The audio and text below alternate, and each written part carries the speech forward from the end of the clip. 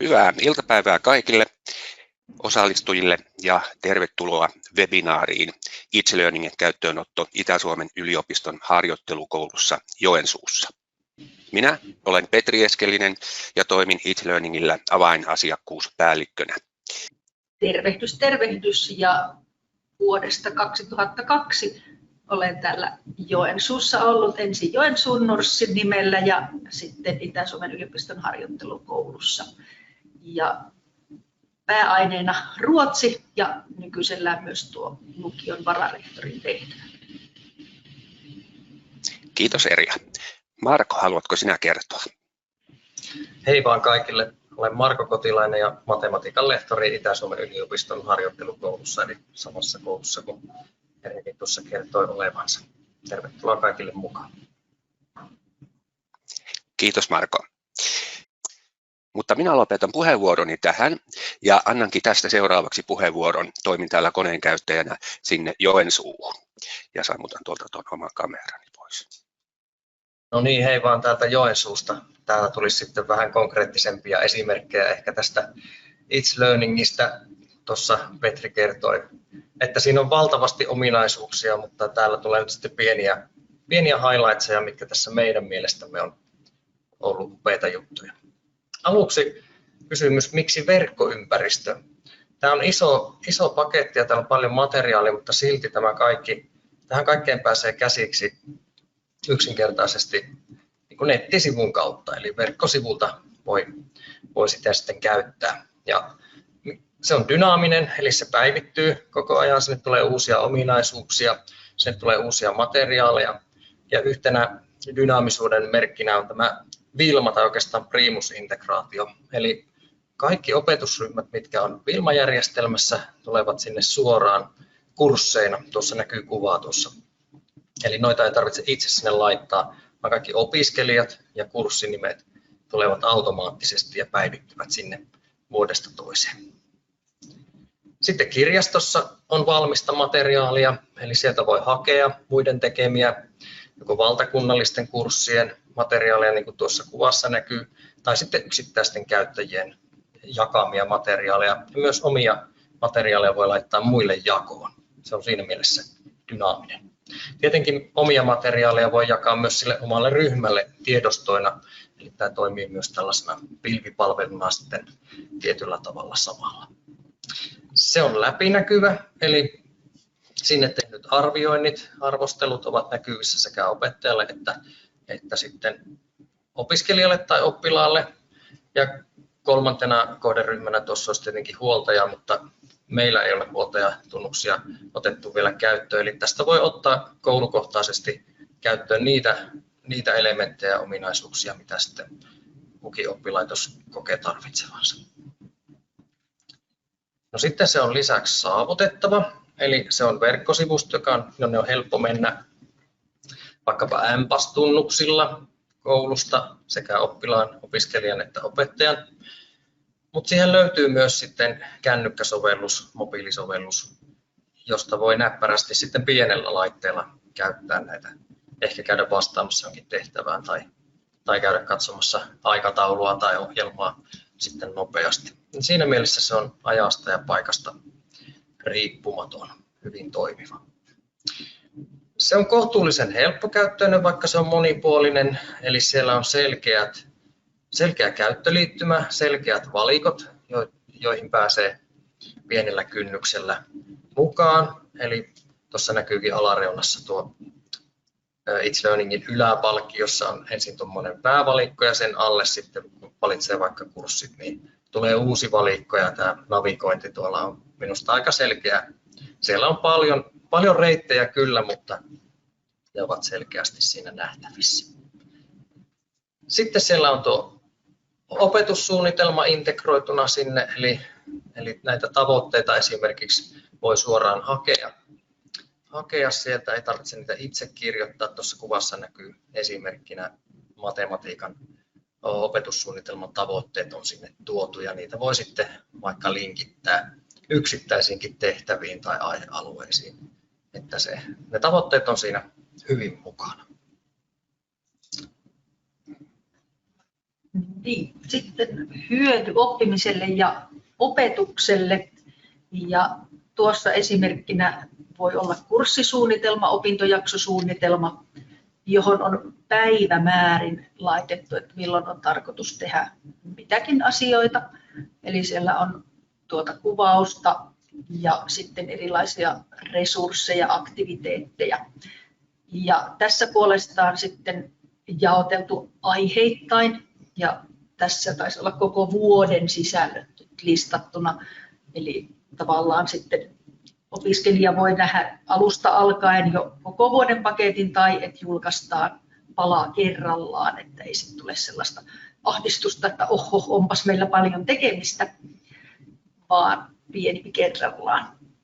Sitten tuossa alapuolella yksi vaihtoehto vielä, eli meillä Ruotsin puolella on käytetty tätä ihan kutosluokasta alkaen, eli kun meillä on 1-9 ja lukio tässä samassa, niin ihan kuutosille pystyy jo tekemään tätä It's Learning-pakettia. Ja totta kai sitten lukiolaiset on aina jo valmiimpia.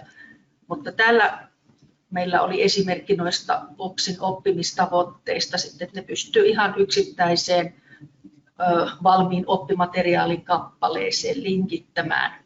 Eli mitä tarkoitusta milläkin kappaleella tavallaan olisi.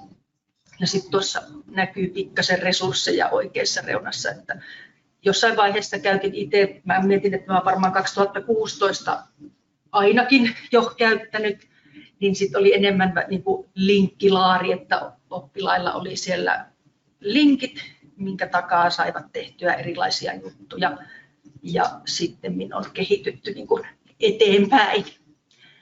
Ja arviointi on ollut kuitenkin vahvasti aina mukana, että tavallaan oppilaalle, opiskelijalle kerrotaan ne tavoitteet ja he myös on itse asettanut itselleen tavoitteet, että mihin tahtiin kyseistä kappaletta tai osa-aluetta, aihealuetta lähdetään käsittelemään.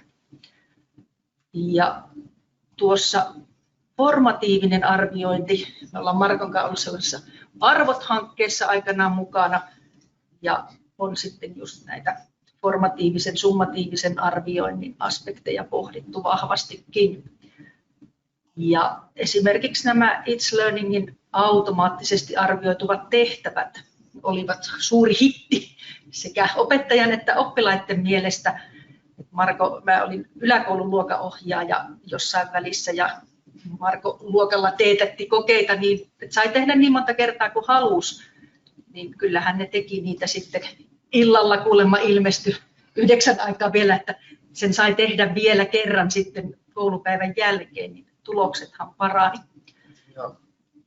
Ihan selkeästi vaikutti motivaatioon se, että oli niin kuin arviointi heti nähtävissä arvosana, mitä tästä, miten mä osasin tämän ja miten mä voin parantaa. Ja arviointisyklejä tuli useita tämän välineen myötä, että tämä auttoi tuossa formatiivisessa arvioinnissa. Tuosta vertaisarvioinnista voi vielä kertoa, että täällä on myös ihan mahtava työkalu, josta on tykännyt, että voi teetättää oppilasryhmällä tehtävän ja sitten tämä kone ikään kuin arpoo sitten heidät ryhmiin arvostelemaan toistensa töitä seuraavalla tunnilla ja siinä he pääsevät sitten anonyymisti jopa näkemään, että joku on tehnyt tämän näin, mikä tässä on hyvää, mikä on huonoa. Ryhmä arvioi itseään. En ole löytänyt sille sellaista käytännön ei-sähköistä versiota, mikä toimisi noin hyvin.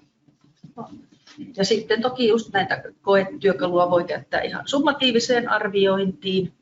Ja tuossa Petri mainitsikin tuosta oppimisanalytiikasta, että on arviointikirja, mistä ope voi katsoa, että kuka on minkäkin tehtävän tehnyt. Ja sitten se kerryttää koko vuoden, tai itsekin käytin 4 vuotta putkeen saman ryhmän kanssa, niin sitten sieltä näkyy, että missä mennään, mitä on tietoa kasautunut vuosien varrella.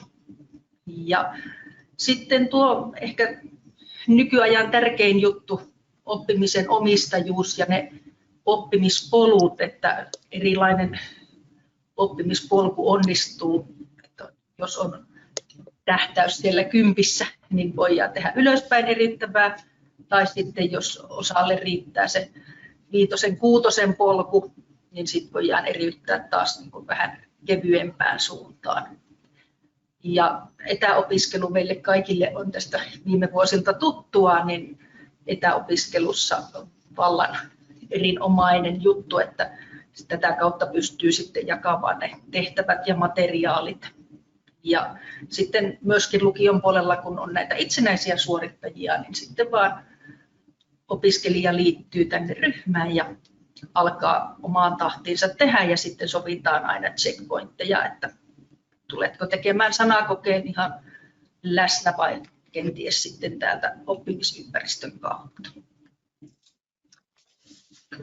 Kyllä. Ja näistähän ei ole pakko ottaa näitä kaikkia ominaisuuksia käyttöön. Että esimerkiksi minä olen tehnyt niin, että minulla on edelleen kyllä matematiikassa niitä paperikokeita ja teen summatiivisen arvioinnin muualla, mutta käytän tästä It's-learningistä vaan niitä elementtejä sujuvasti, mitkä on niin kuin minulle tärkeitä. Että meillä on hyvin paljon opettajakohtaisia eroja, että miten laajasti tämä on opetuksessa tai arvioinnissa mukana. Tuossa on muuten esimerkki oppimispolun tekemisestä, mihin voi klikkailla erilaisia resursseja. Resurssi siis voi olla jokin palautettava tehtävä tai jokin tehtävän anto, mikä vaan sitten klikataan ja merkitään tehdyksi. Tai se voi olla jokin materiaali, tiedosto, linkki, mikä vaan, ja niitä voi vaiheistaa sitten peräkkäin. Menee oikeassa järjestyksessä ja on motivoivaa, kun pääsee vaiheesta toiseen ja lopulta sitten maaliinkin. Ja sitten tuossa noita, mitä Markon kanssa mietittiin, näitä niin sanotusti muita hyviä ominaisuuksia, että tämä opettajan työajan säästäminen, että kun on kerran luonut tuommoisen kurssin tai opintojakson, niin sen voi sitten sieltä arkistosta kopioida ja käyttää uudelleen. Eli ne kaikki suunnitelman tai aiheen sisällöt siirtyy siihen uuteen pakettiin ja sitten voi miettiä sinne sopivat päivämäärät tai jättää päivämäärät pois. Ja myöskin kaikki linkit ja resurssit siirtyy siihen uuteen pakettiin. Eli varsinkin kieltenopettajat, kun tuppaa laittamaan kaikenlaisia linkkejä itse kukin mukaan luettuna, niin se on ihan kiva, että ne sieltä löytyy sit valmiina. Joo, ne on selkeästi siellä, vaikka sitten Primus-integraation myötä, niin kuin aina kun lukuvuosi vaihtuu, niin kurssitkin siellä vaihtuu aktiiviseksi, mutta arkistosta löytyy ne vanhat edelleen. Eli sieltä on melko näppärä sitten kaivaa edellisen vuoden vastaavia materiaaleja ja linkittää niitä sitten niihin uusiin nykyisiin kursseihin. Ja näin harjoittelukoulu kun ollaan, niin sitten tämä, että samalla kurssilla tai opintojaksolla voi olla useampi opettaja, niin saadaan sitten nuo opetusharjoittelijat sinne mukaan ja he voivat tuottaa sinne omaa materiaalia tai jos sinne esimerkiksi meillä on ollut sillä tavalla, että tuntisuunnitelma suorastaan on siellä It's-learningissä katsottavana, että se helpottaa sitten opiskelijoita siitä, että mitä on tarkoitus saada tunnilla aikaiseksi, niin sitten myöskin opetusharjoittelijat voi muokata sinne omia suunnitelmia. Joo, ja mun kokemuksen mukaan harjoittelijat on kyllä mielellään lähtenyt tällä välineellä työskentelemään, mikä myös antaa viitteitä siitä, että tämä on matalan kynnyksen oppimisympäristö. No, materiaalia voi jakaa sitten, tätä voi käyttää niin kuin muistitikkuna tai pilvipalveluna myös, niin tätä kautta jos niin haluaa. Ja tehtäviä ja tuotoksia voi opiskelijoilta tai oppilailta pyytää tänne palauttamaan. Niitä voi luoda, niitä palautuspaikkoja melko helposti, joko sieltä aikataulun kautta tai sitten tuolla on semmoinen keskusteluseinä vähän niin kuin jossain vaikka Facebookissa, missä voi sitten myös viestiä. Että tässä on myös viestintäväline tavallaan mukana. Ja kyllä jos käyttää digitaalista välinettä, niin varmasti myös sähköisten ympäristöjen käyttöön valmiudet siinä samalla paranee, vaikka ne nyt monilla onkin jo nykyaikana aika hyvät, että näitä käyttää konetta sitten muutenkin. Ja melkein pakko, koska jos miettii ykkösiä ja kakkosia, niin sähköiset lisenssithän meillä oppimateriaaleihin on, että kone on joka tapauksessa siinä auki sitten.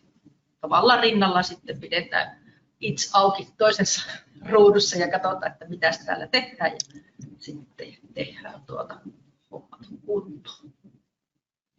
Tässä taisi olla meidän Joo. esitys. Petri voi sieltä sitten jatkaa tai vastailla kysymyksiin, jos sellaisia tulee.